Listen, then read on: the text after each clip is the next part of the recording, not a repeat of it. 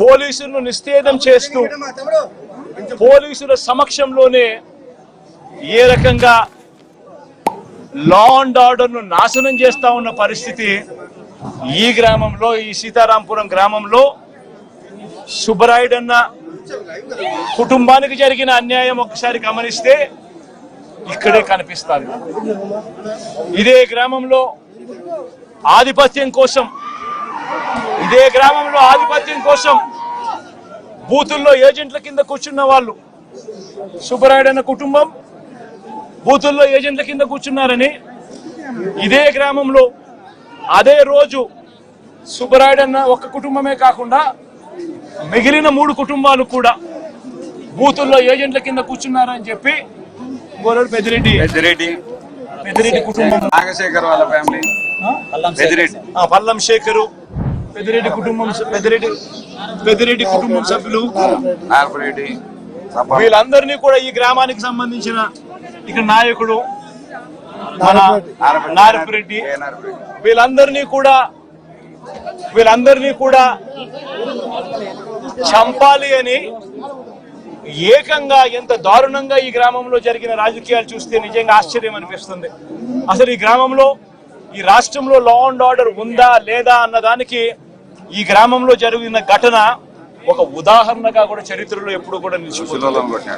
ఈరోజు నిజంగా ఎంత ఆశ్చర్యంగా జరిగింది అని అంటే, ఈ గ్రామంలో ఈ గ్రామస్తులు బయట నుంచి వచ్చిన వాళ్ళు అందరినీ కూడా ఏకం చేసి దాదాపుగా 35-40 మంది ఒక చోట ఏకమై రాడ్లు పట్టుకొని తుపాకులు కూడా ఉన్నాయి, తుపాకులు కూడా చూపించారు. రాడ్లు పట్టుకొని కర్రలు పట్టుకొని కత్తులు పట్టుకొని వాళ్ళ గ్రామానికి వాళ్ళంతా కూడా ఇక్కడ చేయడానికి, స్వైర విహారం చేయడానికి అందరూ కూడా ఏకమవుతా ఉంటే, ఇదే గ్రామంలో నివాసం అంటా ఉన్న నారపురెడ్డి ఎస్ఐకి ఫోన్ చేసింది 9:30 గంటలకు ఫోన్ చేశాడు. 9:30కు ఫోన్ చేసి గ్రామంలో వాతావరణం సరిగ్గా లేదు, బయట నుంచి కూడా వ్యక్తులు వచ్చారు, వీళ్ళందరి చేతుల్లో రాడ్లు కనిపిస్తా ఉన్నాయి, కత్తులు కనిపిస్తా ఉన్నాయి, వీళ్ళ చేతుల్లో తుపాకులు కూడా ఉన్నాయి, గ్రామంలో వాతావరణం సరిగ్గా లేదు, దయచేసి గ్రామాన్ని ఏదో జరిగే కార్యక్రమం జరగబోతా ఉన్నట్టుగా అనిపిస్తా ఉంది, దయచేసి పోలీసులు రండి అని చెప్పి నారపురెడ్డి రాత్రి 9:30 గంటలకు ఎస్ఐకు తాను ఫోన్ చేస్తే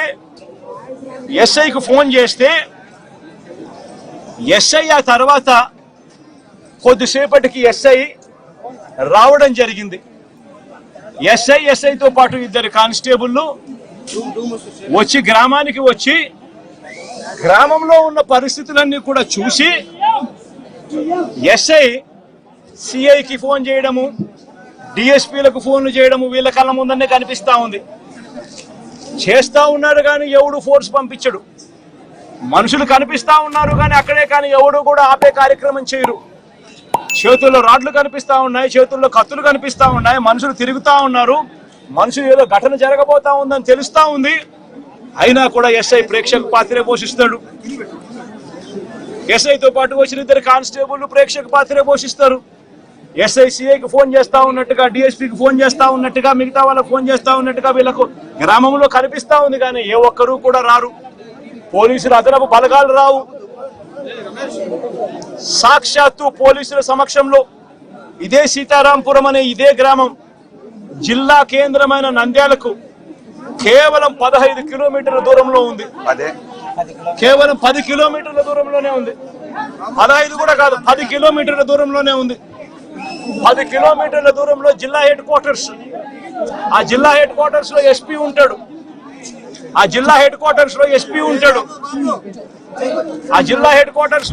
ఉంటాడు. ఇక్కడ నుంచి కేవలం 10 నిమిషాల దూరంలోనే డిఎస్పీ ఆఫీసు. ఇక్కడ నుంచి డిఎస్పీ ఆఫీసు కేవలం 10 నిమిషాల దూరం.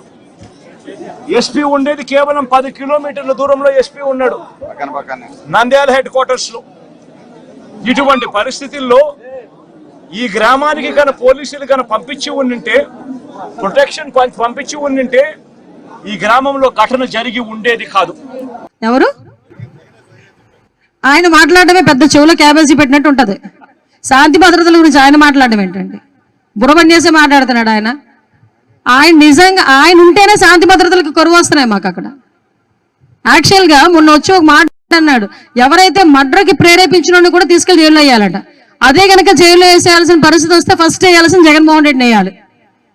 వివేకానంద రెడ్డి హత్య కేసులో చేతులన్నీ ఎవరివైపు చూపిస్తున్నాయో, దేశం మొత్తం మీద చేతులన్నీ, ఇంక్లూడింగ్ వివేకానంద రెడ్డి గారి కూతురు చేయి కూడా ఎటువైపు చూపిస్తుందో మనందరికీ తెలుసు. అటువంటిది అలాంటి వాళ్ళు ఈ రోజు వాళ్ళ కింద ఏదో గులివింద కిందకి కింద మచ్చలు తెలియదంట ఎవరికైనా. వాళ్ళ కింద ఉన్న మచ్చల గురించి మాట్లాడడం మానేసి ఏమండి మాట్లాడుతున్నారు శాంతి భద్రతల గురించి. ఇదే రాజమండ్రిలో దిశ పోలీస్ స్టేషన్ ఓపెనింగ్ రోజు ఒక అమ్మాయిని గ్యాంగ్ రేప్ జరిగి అదే రోజు సాయంత్రం తీసుకొచ్చి ఆటోలో వదిలేసి వెళ్ళిపోయిన సంఘటన మీరు ఎవరైనా మర్చిపోయారా? ఇక్కడ ఉన్న రాజమండ్రి ప్రెస్ ఎవరైనా మర్చిపోయారా? ఆ రోజు మీరే కవర్ చేశారు. నాకు ఇన్ఫర్మేషన్ ఇచ్చింది కూడా మీ వాళ్ళే. మళ్ళీ అమ్మాయిని మేము అందరూ కూడా చూడటానికి వస్తే ఆ రోజు మమ్మల్ని ఆపడానికి ప్రయత్నం చేశారు. ఈ రోజు మేము ఎక్కడ కూడా ఆపట్లేదే. నంద్యాల వెళ్తానన్నాడు, వెళ్ళాడు. తర్వాత మనం వినుకొండ వెళ్తానన్నారు, వెళ్ళాడు. వాళ్ళ ఎమ్మెల్యే ఈవీఎం బాక్సులు పగలగొట్టిన ఎమ్మెల్యేని చూడటానికి వెళ్తాను అన్నాడు, వెళ్ళాడు. మేము ఎక్కడ కూడా ఫోర్స్ పెట్టట్లేదు, ఎక్కడా కూడా మిమ్మల్ని ఆపే ప్రయత్నం కూడా చేయట్లేదు. ప్రజాస్వామ్యబద్ధంగా మీరు ఎక్కడికైనా వెళ్తానంటే వెళ్ళండి అని చెప్తున్నాం. అక్కడికి వెళ్ళి వాళ్ళు డిబేట్ అవుతున్నారు అంతే. మొన్న వెళ్ళాడు అక్కడికి, అక్కడ మన నంద్యాల వెళ్ళారు. నంద్యాల వెళ్ళిన తర్వాత అక్కడ మాట్లాడిన మాటలు కూడా ప్రజలు ఈ రోజు గ్రహిస్తున్నారు. వెళ్ళి వాళ్ళ కార్యకర్త ఎవరైతే చనిపోయారని అంటున్నాడో ఆయన పరామర్శించి వాళ్ళ కుటుంబానికి ఏదో ఆర్థిక సాయం చేసి రావాలి బ్యాక్కి. అవేమి జరగవు. అక్కడికి వెళ్ళి నేనుంటే అమ్మఒడి ఇచ్చేవాడిని, నేనుంటే రైతు భరోసా ఇచ్చేవాడిని, నేనుంటే అది ఇచ్చేవాడిని, నేనుంటే ఇది ఇచ్చేవాడిని ఏకపాట పాడుతున్నాడు. అది అందరం చూస్తూనే ఉన్నాం. అంటే సందర్భాన్ని బట్టి కూడా మాట్లాడడం చేతకాక ఏది పడితే అది మాట్లాడే పరిస్థితిలో ఈరోజు పులివెందుల ఎమ్మెల్యే గారు జగన్మోహన్ రెడ్డి గారు ఉన్నారండి.